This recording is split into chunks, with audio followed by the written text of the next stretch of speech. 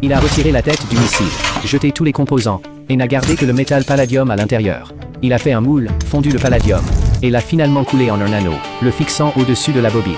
Puis il a activé l'alimentation électrique. C'était la première génération de réacteurs à arc. Tony a expliqué au docteur que cela pouvait non seulement remplacer l'électroaimant dans sa poitrine, mais aussi générer assez d'énergie pour alimenter une machine. Tony a montré les plans préconçus au docteur. C'était une combinaison de combat humanoïde, leur seul espoir de s'échapper de cet endroit. Les terroristes les avaient kidnappés ici, les forçant à construire des missiles avancés.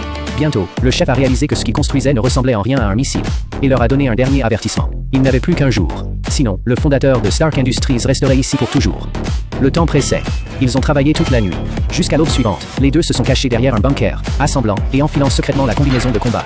Le chef a immédiatement envoyé des hommes vérifiés, pour être accueillis par des bombes. Voyant que la combinaison avait encore besoin de temps pour se charger, le docteur a décidé de se sacrifier pour créer une opportunité pour Tony. Mais il a été accueilli par les tirs des terroristes. À ce moment-là, la charge était enfin terminée. Une lumière blanche a englouti l'obscurité. Tony a levé la main et a facilement abattu plusieurs ennemis. Avec les matières premières les plus brutes, il avait construit le prototype de la combinaison Iron Man 1. L'armure par balle complète le rendait insensible aux tirs ennemis. Et le bras de la combinaison était équipé d'un petit lance-roquette. Quand Tony s'est précipité vers le docteur, il l'a trouvé à l'agonie. Ne gâche pas ta vie. La colère de Tony a monté comme si elle transperçait l'armure du Mark.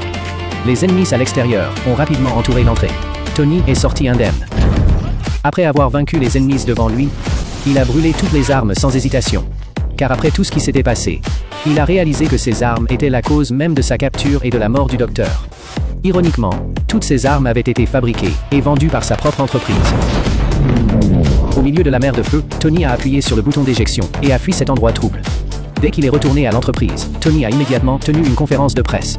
Après une transformation et une réflexion profonde, il savait que ses actions passées n'avaient pas apporté la paix dans le monde. Il a donc annoncé la fin de la recherche et du développement d'armes chez Stark Industries. Il s'appuierait sur sa technologie de réacteur développée par lui-même pour chercher de nouvelles orientations de R&D pour l'entreprise. Tony a construit un nouveau réacteur avec de meilleurs matériaux, tenant ainsi sa promesse au docteur.